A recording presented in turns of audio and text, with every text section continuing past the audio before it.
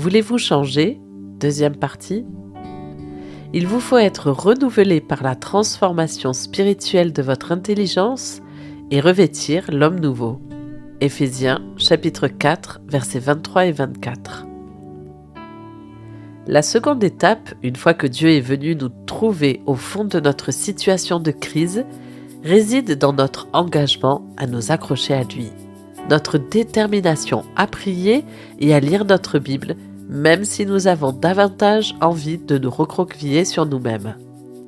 À la fin de la lutte de Jacob avec l'ange, notez les paroles de ce dernier. « Je ne te laisserai pas partir sans que tu m'aies béni. » Genèse, chapitre 32, verset 26.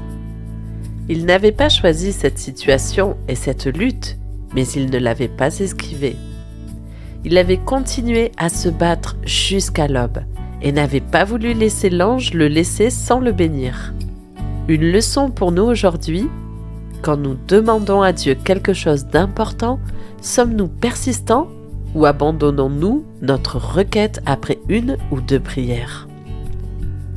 On raconte l'histoire de ce père d'un soldat israélien grièvement blessé à la tête durant la guerre des 6 jours, pour lequel les médecins avaient pronostiqué une mort cérébrale, et qui se mit à genoux au chevet de son fils et se mit à prier heure après heure pour que Dieu reprenne son fils, car il ne voulait pas le voir vivre comme un légume des mois, voire des années.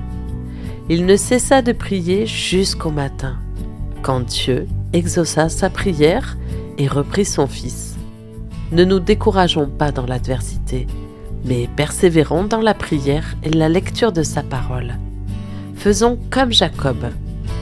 Disons à Dieu, « Je vais m'accrocher à toi jusqu'à ce que tu me bénisses », au lieu de baisser les bras.